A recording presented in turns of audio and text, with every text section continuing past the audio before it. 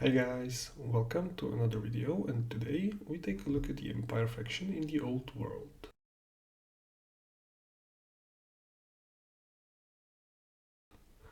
So, welcome to my first part of the Old World series, where I paint old minis from the Warhammer Fantasy battles, and we have a little chat about each faction. The order for these releases were set by the vote on my community page, and first, with the most votes in, was the Empire. So today we are talking Empire of Men, talking their background, their miniatures, their availability and possible proxies. And we paint probably one of my favorite models from the old range. And I don't care that he has Karl Franz on his butt, but it is a different Karl Franz, okay? So let's go and paint. I'm not really set so far on the format of these videos, but these will be mostly old miniatures, so I do not want to spend a lot of time on each paint job. So it is not a bad for a speed painting tutorial if you want to put a whole unit of these knights on the table fast. Also, I do know that the base is not correct, so you can stop typing right now. I have all my knights on the old bases and will not spend time rebasing them right now. So I did order some movement trays from Miniwargaming Forge, link in the description, because they are just the best and you all should go and check them out. Now, for the paint scheme, I always like the old Overland colors. For the fans of Total War or the old fantasy battles, you can easily recognize the black with the yellow sun. But in this iteration, the main schemes are different than we are used to. Luckily, it seems that the black and yellow colors remained, just with different electro counts. That being the electro count of Reichland. And that is fine because I always like this state a little bit better. So Reichland it is. First, Eisenethel highlighted the whole mini from his upper front left. This gives me a nice quick base for mostly contrast paints and semi-transparent paints. As you can see, I started with the horse to work from the most inner parts up. I want a darker color for the horse, but not black because it would be too dark with the plates. So I mixed 50-50 mix of black and dark sienna to make this dark brown.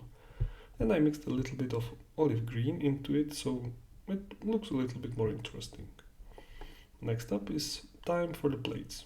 I used first Black Lotus from Viho Express Paints, which I absolutely love, but in this particular case it ended up to be way too light over the strong zenithal highlight. So later I went over the plates with simple black wash to pull it all down even more. I used the same black for the battle standard, and yes, I know it is crooked, but as I said, this model is quite old and the banner is very brittle. Some of you who picked up the new Seraphon BSB knows that even the newer models can have the same issue. But on the table it still looks very good, and as a captain of the Empire upgraded as a BSB, he really is a presence on the battlefield with a banner like this. Next up is the second main color of the scheme. I used the primary yellow from Scale Color Artist for basically all the cloth under the saddle, trims of the plates and the bridle. I also used the same yellow for all the fabric on the banner, and I used it as a second color for his uniform. I always loved the two colored Empire uniforms. It just looks great in the ranks. So for this one I used the same black approach as for the rest of the model and painted every other part of his sleeve with the yellow.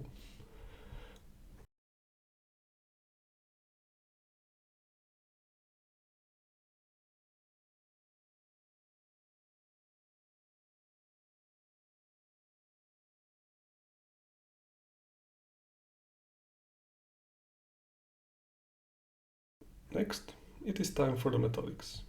And here it is really simple. I used chainmail silver for all the chainmail and armor plates on the rider, and for the sword and little trinkets on the horse and banner and all around the mini.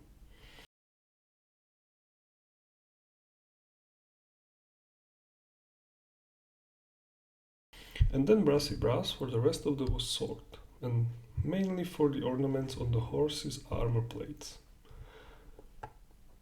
The finish of the metallics was way too shiny, especially like on the horse's armor plate. But the black wash I talked about earlier toned it all down a notch, so the plates ended up quite nicely. And at this point I really enjoyed the whole paint scheme. I must say that I really like the Empire faction in the old fantasy battles. And I was a little bit on the fence between them and the dwarves as my main faction for the launch of the old world. I do have quite nice collection for the army, and all the options for 3D printing are very good for the basic Empire troops. At this point the Empire suffers as most of the launch faction, as their range is just not possible to purchase from the GW, but as I said, you can basically throw a digital rocket and hit a bunch of incredible proxies online. Also, I have to say that I really enjoyed the rules for the Empire in this iteration of the game. They have just incredible amount of options for different units. And the fact that at this point in the lore they are not unified force gives you even an incentive to make your own army of basic human troops. We have even some nice options with the new Cities of Sigmar range, which is just incredible range of miniatures. And honestly, when the Empire launch box drops, with the way they are doing them, you might use all the leftover pieces for some nice kit bash of the new cities range. And altogether I feel like it would look incredible. Even if you don't want to mix the state troops, you can use the different HQ for the generals or wizards or even the witch hunters. And you can really make the force your own. For the new troops they are getting with the release, your guess is as good as mine. I feel like the range that was quite complete, but some new HQ or battle priest either for Sigmar or Ulrich might be nice. Now that I think about it, the High Priest of Ulrich had an incredible metal model, but a new plastic one would be very nice, either like on a foot or on a horse. But most of the minis we have rules for were already in the game or has some variation in the current game, like the various witch hunters in iOS. So we'll just have to wait and see.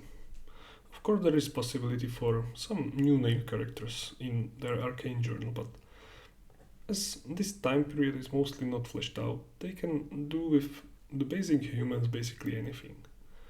This makes me even feel like the Empire will be one of the latter armies to fully come out, but I might be wrong.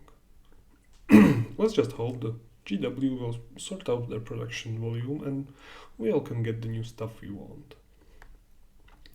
But back to the mini at hand. I spent some time just refining all the armor bits and trinkets on the model, mostly because I did not know how to tackle the head. But as I looked at the model I felt like some warmth is needed. And that the red part of the spectrum is just missing. So let's make him a ginger. I used pink flesh from scale 75 because it makes a nice warm pink base for the skin.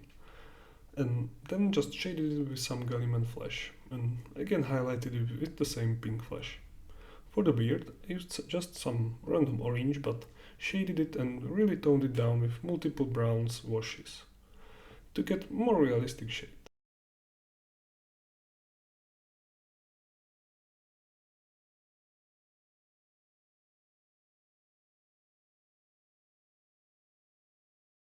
I ended up the mini with a light dry brush over the wings of the banner.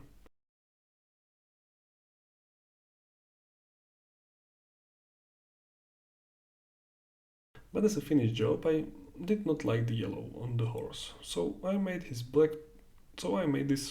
triangular pattern over the whole thing, and with that the captain of the Empire is ready to lead the army once again.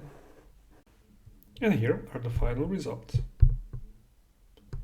I really enjoyed this mini and hopefully you enjoyed the video as well.